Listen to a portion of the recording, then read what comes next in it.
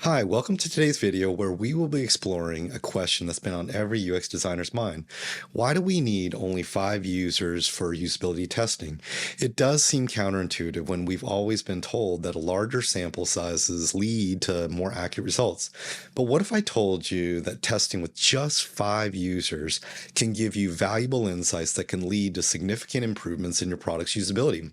In this video, we'll dive into the science behind this concept and explain why you may not need a large study at all. We'll also discuss the difference between qualitative and quantitative research and how they impact sample sizes.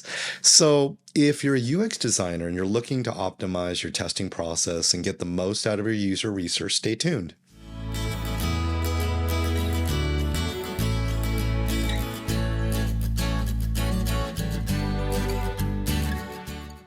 UX experts, they do agree why qualitative research can be more efficient than qualitative research. Don Norman, in his book, The Design of Everyday Things, argues that qualitative research is often more useful for understanding user behavior and user needs than quantitative research. He says qualitative research is great for understanding people and their behaviors. Qualitative research can give you deep insights into user behavior that quantitative methods just cannot do. Well, Jared Spool, a well-known UX expert and founder of UIE, argues that a small-scale qualitative research can be more efficient and cost-effective than large-scale quantitative research. So, small quantitative studies, he says, with a handful of participants can uncover insights that you wouldn't find with a much larger quantitative study. Steve Portugal, user research expert and author of Interviewing Users, argues that qualitative research can be more efficient because qualitative research is uniquely suited to understanding the why behind people's actions. Quantitative research is great for understanding the what, but not the why. Well, there is a difference between qualitative and quantitative research. Well, the idea of only needing a small number of users for usability tests, it comes from the principle of diminishing returns. Essentially, experts have found after you test with about 5 users, you start to see the same usability issues come up repeatedly. This also has been my experience, meaning that you're unlikely to discover many new issues by testing with additional users. And this is why testing with a large number of users, such as 200, is just not efficient for usability testing. So, on the other hand, when it comes to quantitative research, you are looking to measure statistically significant differences between groups and variables.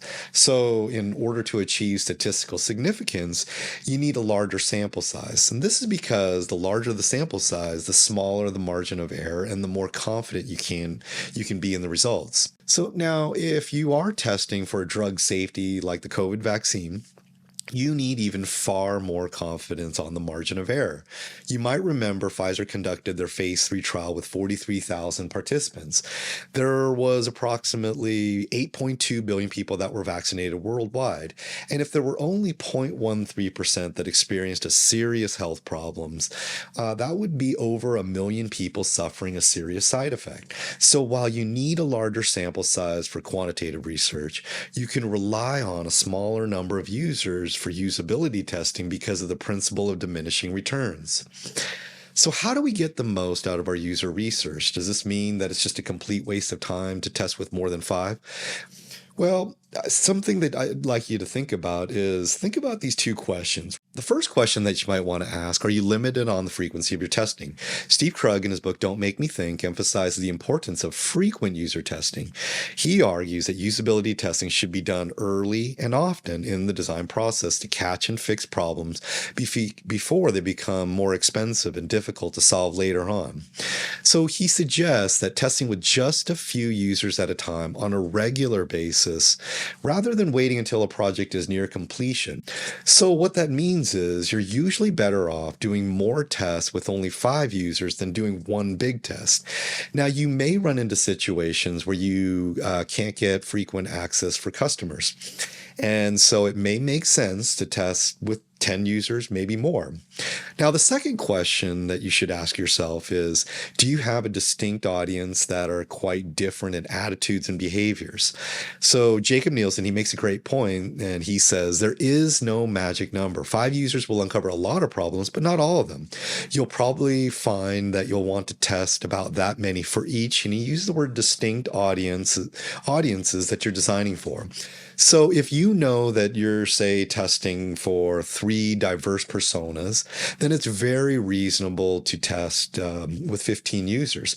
This was my experience on testing with a jewelry company where there were some that didn't even have a computer and only could rely upon information radiating from, say, a TV screen on the wall, and an executive that was sitting in the office and really wanting to have this ability to empower other users. Very distinct personas, and they really need separate user testing. So, in conclusion, I hope you're impressed that testing with just 5 users can yield valuable insights, save time and resources. While quantitative research may require larger sample sizes, qualitative research can provide rich data and insightfully uncover the why behind user behavior. However, it's important to keep in mind that no research method is foolproof, and it's important to combine multiple methods to get a more comprehensive understanding of user needs and behavior. So, the next time you're planning a usability test, remember that 5 users is all that you need to identify major usability issues and iterate towards a better user experience. I hope you enjoyed this. If you like this video, please like the video if you got anything out of it. And you can always feel free to subscribe to this channel if you'd like to get more content like this. I'll see you on the next episode.